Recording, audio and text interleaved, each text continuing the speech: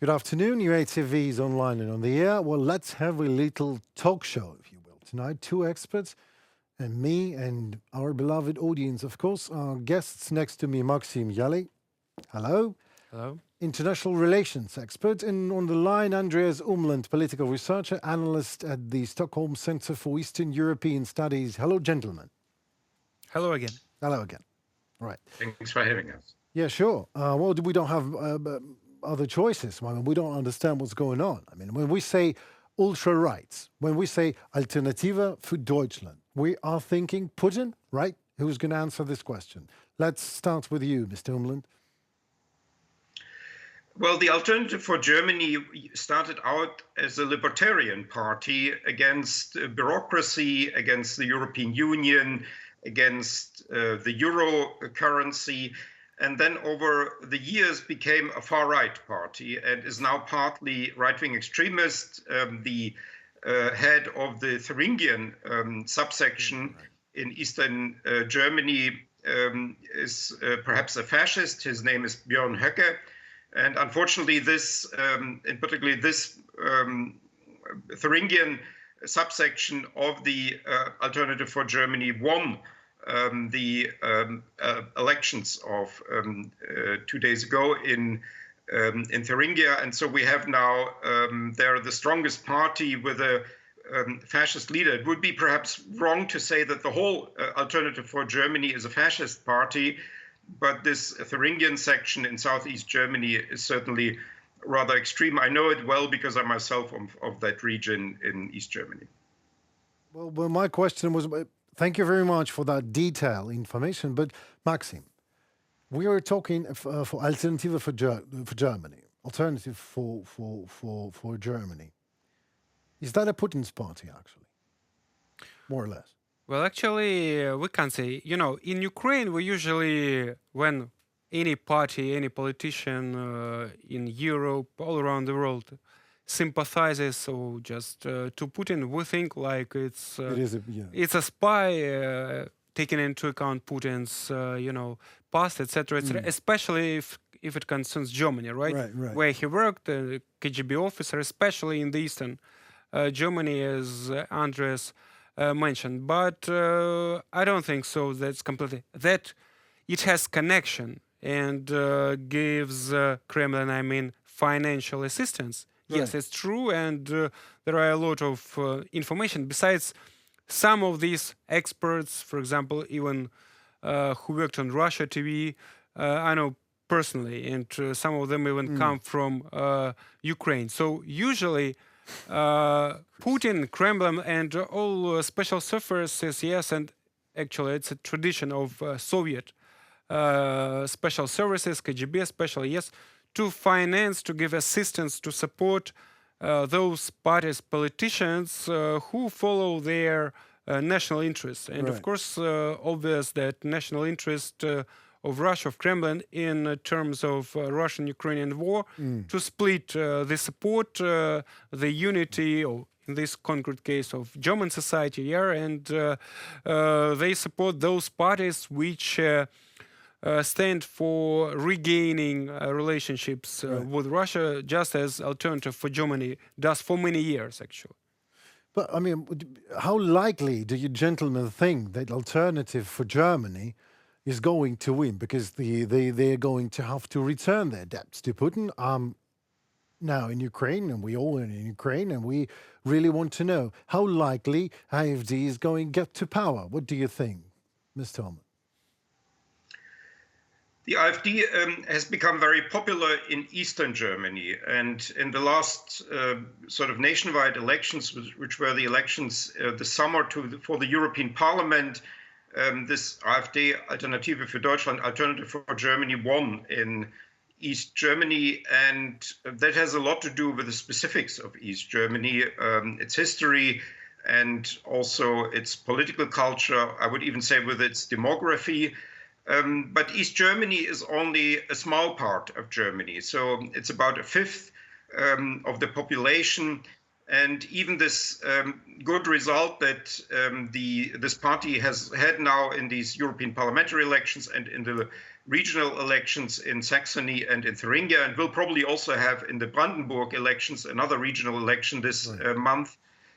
This does not yet translate into a very strong faction in the federal parliament, the Bundestag.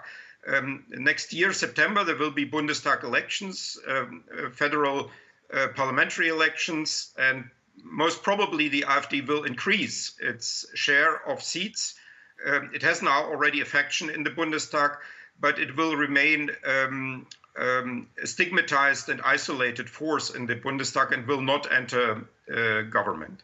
So stigmatized, just one half of a question, stigmatized because of their ties to Putin, or stigmatized because they are almost openly fascist? Both. I mean, you know, fascist is perhaps too strong a word. Okay. Some of the leaders are fascist. And as I said, it started out as a libertarian party. The Putin support is there, and there has been also some evidence and some scandals around that. But it would be wrong to assume that this party is a Russian project, or that the party owes its rise to this Russian support.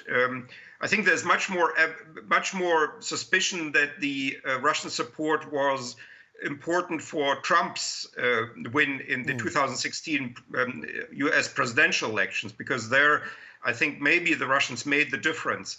But in Germany, this support that this party has gotten from Russia, and there is some evidence for such support, is perhaps not so important. Okay. And it may even be for some or for many Germans a liability of this party now that the reputation of Putin and of Russia in general has gone down. Okay, thank you very much for answering. Now, the question to Maxim, as a PR specialist, would tell me, especially who is a professional in PR, AfD are populists, right? Yeah. So how to counter them? Are there any ways to counter them, or just to become more populist than they are?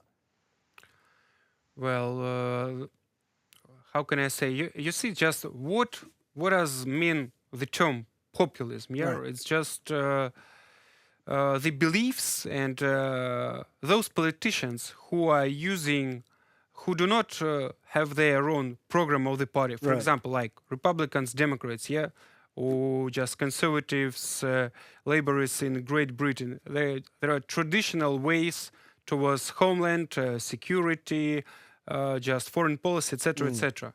So they have groups, traditional voters, etc., etc. But populists, and actually it's a trend, and it concerns not only Germany, but it taken place throughout the Europe and throughout the world, actually. Right, well, Andreas mentioned Donald Trump. Yeah, he's not traditional Republican. He is populist. So those politicians who feel the moods, dissatisfactions with the situation of the people, the majority of people. Yeah, so using and making their slogans and gain the popularity. For example, we may just Farage, yeah, in Great Britain, Brexit, also not traditional, untraditional party. So in Italy, so in every country now, this trend for at least the last decade is taking place and very popular. So non-traditional parties, yeah, non-traditional politicians come to power. Well, Ukraine is the best actual example, yeah. So President Zelensky, yeah, has never been a politician, but a very famous actor, comedian, and he he became the president. Yeah, just half a year before the presidential elections, nobody thought he could, and that's actually the best examples of this trend. So yeah, they are definitely populist. yeah, well, they're definitely populist. The question was how to counter them. How do we fight with this enormous populism? With what? With what instrument? Are there any tools in PR, in international PR? Well, you know, just in tools in PR, well, PR and political technologies are closely connected. Yeah, and actually these are the synonyms, marketing, we can say. Right. So politics has become show business. It's like the same. Right. and the same rules, play the most important role, and how those people I mentioned become elected. So there is no, it's a trend, it's a postmodern. It's about philosophy already. Right, You so ask such a question, so definitely it's a trend and we cannot face. So if you look back like 50, 60, 100 years ago, to the United States, well, even women didn't have right to vote. And it was a matter of elites, I would say, people who paid taxes. So now massive politicians and everybody is involved. Everybody has a voting right. And the problem is that the masses are now so well educated, Okay. and they're easily manipulated their opinion, always and been the that's actually the trend which is taking Well, that place. was always. Let me say that I believe that this is always was the case with masses that are not quite well educated. So if we go back to Rome, I believe the times never. Just the tools changed. The time and the tools and the internet actually show how poorly Social media, etc. social media. Andreas mentioned how Trump won in 2016. Yeah, it was just big data, etc. So Yeah, some comedians made their way to a president. Some made their way back from president to a comedian in a dark and very unpleasant way for the world and for themselves. I believe I'm talking about Vladimir Putin, of course, and his dictatorship. But Mr. Umland, I mean, the question to you: so, what's next from Germany? So you're absolutely sure that it doesn't translate into anything bad? It's just a sign of AfD gaining power, but there could be next steps. There could be more, and there will be more probably.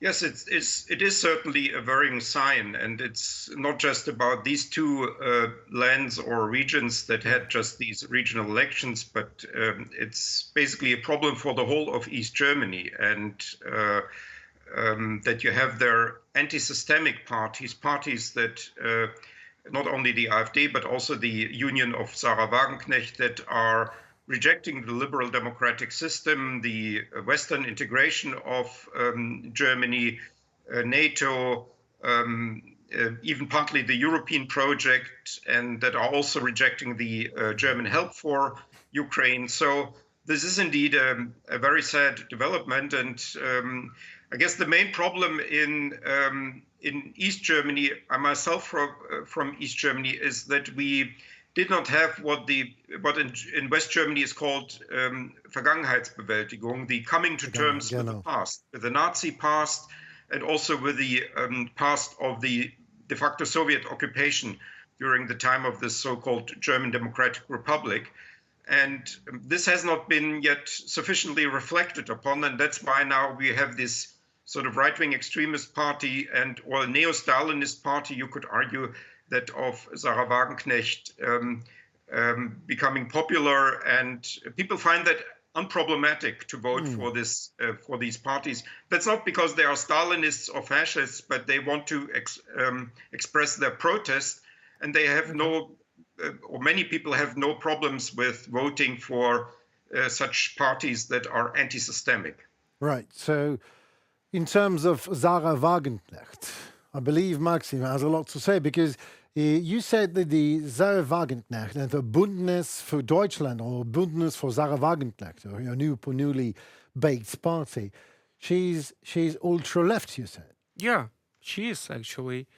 Well, as I understood, Andreas mentioned her Stalinist. Yeah, he went even farther, but definitely ultra left, and actually that's how it works. When you started our discussion here concerning Putin, Right. So both, as we can see, it's not just like pro-Putin parties, etc. So absolutely different, ultra-right and ultra-left. But what is in common, they stand against sanctions against Russia, cooperation, etc. And actually, Andreas mentioned here it's about rather psychology. So it's a kind of protest. So people with supporting totally different programs. As a protest. I mean,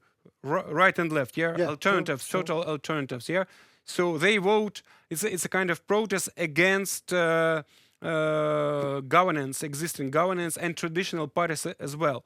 Following my ideas I mentioned before, here, just it's a crisis of traditional parties all around the world, particularly in Germany, because they fail to fix and to answer the challenges in economy, globalization, migration, and actually it's all about not only about supporting Russia, yeah, and sanction, but also anti-migration Right. slogans, both support, and also there is difference between Western Germany and Eastern Germany, because Eastern Germany didn't have such a long history of migration. When since the end of Second World War, a lot of migrants came since 1950s, yes, to Germany, Western Germany, yeah. Right. So there was no such tendencies in Eastern, and of course, these fears are easily manipulated by the leaders of these populist parties, and as we can see, unfortunately, they have results. Well, one thing I haven't still here. Ich habe nicht gehört hier in unser gemütliches Studio. How do we fight them? What do we do about it? If they're not only unsystematic, as you say, Mr. Umland, but they actually are parasites, if you ask me. So are there any way? Maxim said there is no way, other than just become more populist than they are. Maybe you know any ways to counter them and to win. Unfortunately, we only have the argument, and we can research them, and we can provide the information, and we have to spread the information about them. So there is, very little sort of. We cannot start a counter propaganda campaign. We cannot engage ourselves in this sort of populist discourse. Although we have to point out all the contradictions of these parties. So the Union of Sarah Wagenknecht presents itself as a party for peace, and is against delivering weaponry to Ukraine, and think that will bring peace to Europe if Germany stops delivering weapons to Ukraine. And we have to show and deliver arguments why this is untrue, and how this is destructive. There's a lot of demagoguery there, a lot of sort of play with simple ideas, and we have to explain why these simple ideas are actually misleading. They would be bad for Germany, actually. So I mean, one thing I usually say is in the German context, well, if you stop delivering weapons to Ukraine, you should then get ready to have millions and millions of Ukrainian refugees in Germany. If you like that idea, then please stop delivering weapons. But if you don't want to have millions of Ukrainian refugees, then it's better to give Ukrainians the weapons to defend themselves. Well, what can I say? The only way looks for us, if you agree, Maxim, is that exposing demagoguery and exposing their weakness and contradictions in populists, whether they are left or right, is the only way. We cannot fight the dragon in the way the dragon fights us, and to become a dragon. That's what I believe. This is the resume of today's small talk show. But maybe you have a questions to each other, or maybe you're interested in that. Do you have any question to me or to Mr. Umland, maybe? Or vice versa? Well, I know Andreas for many years. I just... Oh, is that so? Well, yeah. Once, 10 years ago, I worked in OSCE mission here, and I brought just some observers to him. He was given his Right. expertise. So I read him, and no further See, questions. you guys are He's just like- good friends. You never tell me about that. So No, I'm just, oh, cool, Not a cool. good I friends, know. but we know each other because small world, and besides, experts world is pretty small. Small world and three people discussing it here at UATV English. Thank you so very much, Mr. Umland, for your expertise. Max, thank you so very much for Welcome. walking the distance to our studio. Thank you and goodbye. And it was again UATV online and on the air. Maxim Yali and our dear friend and his friend Andreas Umland, political researcher from the Stockholm Center for Eastern European Studies. Thank you so very much and stay tuned on UATV English.